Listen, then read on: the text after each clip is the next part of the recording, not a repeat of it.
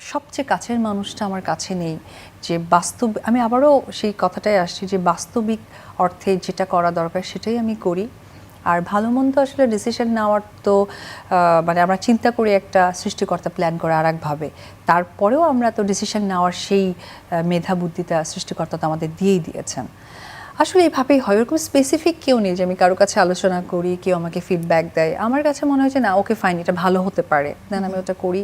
Okay fine, এটা ভালো হবে না, দেন ওটা করি না। আচ্ছা, মায়ের প্রসঙ্গে তো বললেন, মা তো সকলের জন্য একটা আস্থার নাম, যে আস্থা এখন হয়ে উঠেছে না আপনি কারোর জন্য, আমাদের জয়ের জন্য। একদম। জয় আসার পর তো লাইফে এই যে বড় হচ্ছে বিভিন্ন ধাপে, এবং অপবিশ্বাসও সেই সাথে সাথে নিজেকে আরো পরিণত করে তুলছে। তো মা হিসেবে ডিউটিটা আর ওয়ার্ক পারপাসে নিজেকে ব্যালেন্স করা কেমন চলছে? আই সো লাকি যে আমার বাচ্চাটা অনেক লক্ষ্মী, মাশাল্লাহ অনেক লক্ষ্মী, এবং সে তার মাকে সে শুরু থেকে আজকে পর্যন্ত সাপোর্ট দিয়ে আসছে।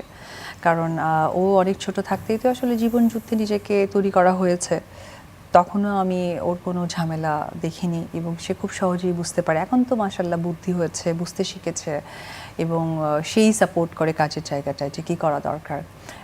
মাঝখানে কয়েকদিন আগে আমি ওকে নিয়ে দেশের বাইরে ঘুরতে গিয়েছি। সো ঘুরতে গিয়ে যেমন হচ্ছে যে সে আমাকে ছবি তুলে দিয়েছে, আমি আমার সোশ্যাল মিডিয়াতে দিব যে ফটো ক্লিক কে করেছে, আমার ফটোগ্রাফার। তো সব কিছু মিলে আসলে মা, আমার মা থাকাকালীন আমার মা আমাকে যেমনটা গড়ে তুলেছে একজন বন্ধুর মতো, বুদ্ধি দিয়ে, বিবেচনা দিয়ে, আমি আসলে আমার ওই মার চিন্তাধারাটাকেই আমি নিজের মধ্যে নিয়ে আমি আমার সন্তানকে সেটাই দেওয়ার চেষ্টা করি। যদিও আমি আমার মার মতো অতটা ভালো মা হতে পারবো কিনা জানি না, বা ট্রাই করি। আর মাশাআল্লাহ আল্লাহ প্রদত্ত বা সৃষ্টিকর্তা প্রদত্তই আমার বাচ্চা অনেক বেশি শান্তশিষ্ট, আমাকে বুঝতে পারে বা আমাকে বোঝেন। সো এটা আমার কাছে অনেক বড় একটা সাপোর্ট। বাহ, এখন বর্তমানে সোশ্যাল মিডিয়া কিন্তু খুব ভালো একটা মাধ্যম দর্শকদের সাথে চিত্রনায়ক বলি বা শিল্পীদের কানেকশন করার ক্ষেত্রে, কাজের আপডেট দেওয়া থেকে শুরু করে এভরিথিং। এবং আমাদের তো বড় বড় আগ্রহ থাকে যে আমাদের পর্দায় যাদেরকে দেখি তারা আসলে ব্যক্তিগত জীবনে কেমন, কি করছে, কোথায় যাচ্ছে, কি খাচ্ছে, এটা হচ্ছে নেভার এন্ডিং একটা ফ্যাসিনেশন সকলের জন্য। তবে একজন শিল্পী হিসেবে আপনি কি মনে করেন যে একজন শিল্পীর কতটুকু সোশ্যাল মিডিয়াতে আসলে প্রকাশ করা উচিত, বা এই ক্ষেত্রে আসলে আপনি কতটুকু সরব থাকেন? আমার ফেসবুক বা আমার সব জায়গায় সোশ্যাল মিডিয়া তো অলরেডি ওপেন, এটা সকলের কাছেই আছে।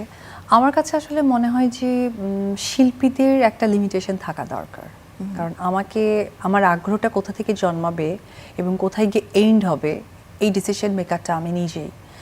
সো ওই জায়গা থেকে আমি সোশ্যাল মিডিয়াতে, আমি বললাম না যে স্টার্টিং অ্যান্ড এন্ডিংটা যেহেতু আমার দায়িত্বেই, সো আমি ওইভাবেই আসলে মেনটেন করি।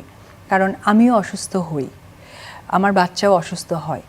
আচ্ছা, আমি ফেসবুকে স্ট্যাটাস দিলাম, সেখানে আমি দোয়া চাইলাম, 5টা লোকের দোয়া পাবো ডেফিনেটলি, কিন্তু আমি ওটা দিলাম না, তাতেই বা কি? আমার ফলোয়ার্স হয়তো বা 9 মিলিয়ন, কারো ফলোয়ার হয়তো 900, কারো ফলোয়ার হয়তো 9 জন। সো আমার কাছে ইম্পর্টেন্ট হচ্ছে যে আমি যেহেতু একজন শিল্পী, আমাকে তো দর্শক শিল্পীর জায়গা থেকেই চেনেন। তো আমার কাছে মনে হয় যে আমার কাজের জায়গা দিয়ে যেহেতু তাদের কাছে আমার পরিচিতি, সো ওইটুকুই আমি তাদেরকে দেখাবো। যদিও মাঝখানে আমার ব্যক্তি জায়গাটা একটু ঘেটে ঘ হয়ে গিয়েছে, কিন্তু আমি যেহেতু ঘেটে ঘ করেছি, আমি বললাম না যে লিমিটেশনের স্টার্টিং আর এন্ডিং যেহেতু আমার হাতে, সো ঘেটে ঘটাকেও আমি আবার কি করে সুন্দর করে একটা ফ্লাওয়ার বাস তৈরি করব, এটাও আমারই দায়িত্ব। তো বলা যেতে পারে যে অপবিশ্বাসের নিউ ইয়ার রেজুলেশনের মধ্যে এটা আরেকটা হতে পারে যে যা কিছু ব্ল্যান্ডার হয়েছে বিগত বছরে, এই বছরটা একটু গুছিয়ে নেওয়ার চেষ্টা করব। হ্যাঁ, আমি অলরেডি গত বছর থেকে স্টার্ট করেছি আমার আসলে চিন্তাধারা, চলাফেরা, স্ট্যাটাস, এভরিথিং, সব কিছু আমি ওই ব্ল্যান্ডারটাকেই আসলে গুছাতে চাচ্ছি। আর বিশেষ করে শিল্পীদের যে কোনো স্টেটমেন্ট, সেটা লাইফ নিয়ে হোক, কোনো শিল্পীকে নিয়ে হোক, স্টেটমেন্টগুলো কিন্তু একটা আইডিওলজি হিসেবে দর্শকদের জন্য কাজে লাগে। কারণ আপনি অনেক অনেক মানুষের আয়োজন, আসলে মানে কোনো মানুষের অভিনেত্রী যদি বলতে। তবে আমি যেহেতু আইডলের কথাটা আপনি বললেন, আইডলের ক্ষেত্রে আমি এটুকু বলবো যে যেটাই আমি দর্শকদের কাছে ছড়াবো, এইটা যেন মানে মানে কি বলে, এটা যেন খুব সুন্দর হয়, খুব যেন সুন্দরভাবে হয়। কারণ আমাকে এই যে আজকে আমরা একটা ব্র্যান্ডের সাথে আমাদের যুক্ত করে একটা ওপেনিং এ আমাদেরকে নিয়ে যাই, বা একটা সিনেমায় আমাকে একটা ক্যারেক্টার প্লে করছে, এটা কিন্তু যে দর্শকদের ভিতরে কিন্তু আমাদের সেই জায়গাটা, অবস্থাটা তৈরি করছে। যদি আমি একটা কাপড়ের দোকানে ফ্যাশন হাউসে গিয়ে বলি যে এই ড্রেসটা খুবই সুন্দর, আমি পরেছি আপনারাও পরেন, তখন কিন্তু 5টা মানুষ কিন্তু ড্রেসটা কিনবে তাদের টাকা দিয়ে। কেন?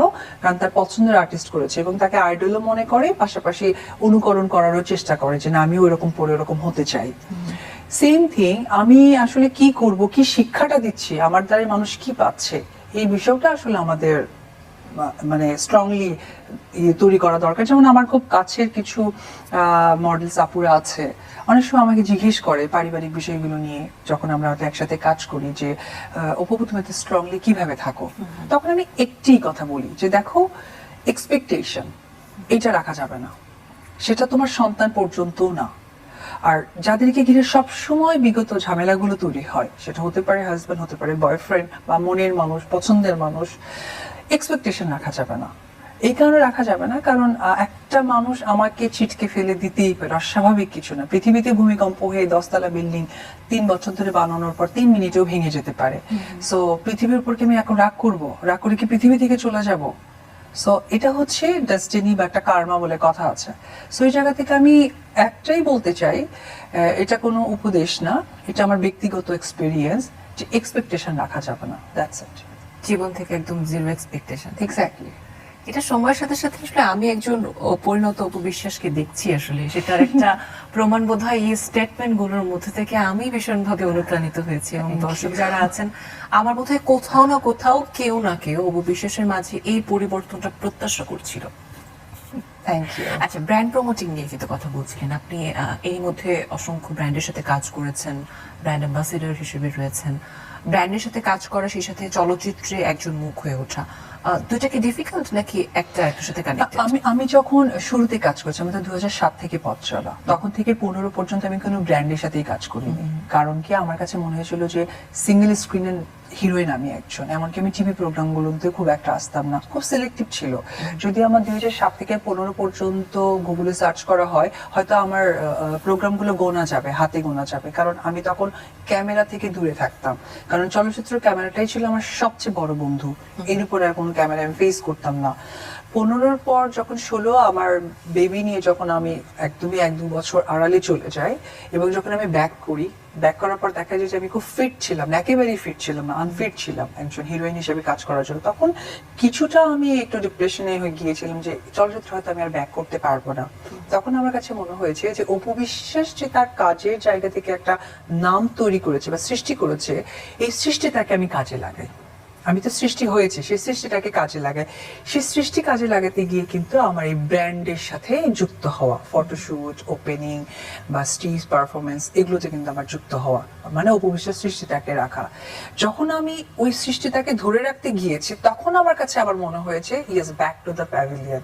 সো আমার জায়গা তো চলচ্চিত্রে, এখানে আমাকে ব্যাক করতে হবে। তখন কিন্তু আমার আবার এই ট্রান্সফরমেশনের প্রতি ঝুঁকে যাওয়া। দ্যাট টাইম আমার বাচ্চাও বড় হতে যাচ্ছে, আমিও কাজ এবং সকলের হেল্প যেভাবে পাচ্ছি, কাজের যে সাপোর্টটা পাচ্ছি, তখন কিন্তু আমি ইন্সপায়ার বেশি হয়েছে, দায়িত্বটা বেশি বেড়ে গেছে।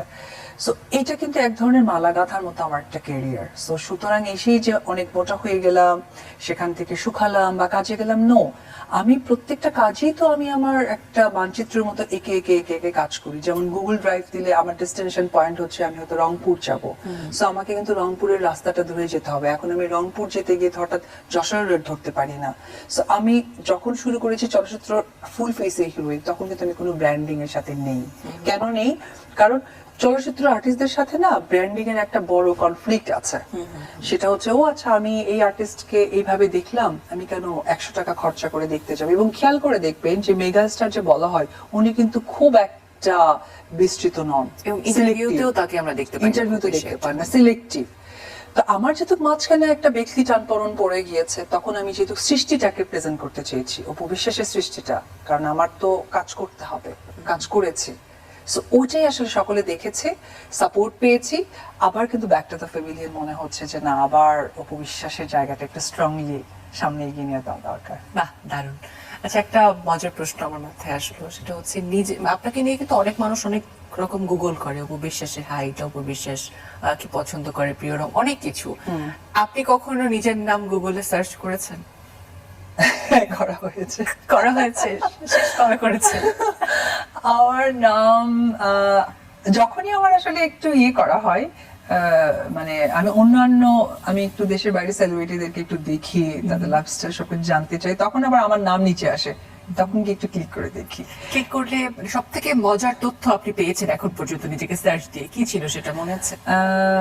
আমার আসলে একটা কথা আমি অনেকবার বলেছি, আমার নাম অবন্তী একদমই না, বাট রয়ে গেছে। এটা সুভাষ দত্ত দাদু দিয়েছে। আমার নাম উপবিশ্বাস, এটা একটু খারাপ লাগে। আর খুব ভালো লাগে যখন বাচ্চার জায়গায় আমার আব্রামের নামটা থাকে, যখন মনে হয় ও এটা মানে আমার বাচ্চা, মানে আমি সৃষ্টি হয়েছে আমার একজনে, যখন আমার বাবু আমার কোলে দিয়েছিল আমি জাস্ট ট্রাস্ট করতে পারছি, মানে আমার বাচ্চা কি বলে, মানে কেমনে সম্ভব, একটা আননোন ফেস যাকে আমি চিনি না, ওই জিনিসটা আসলে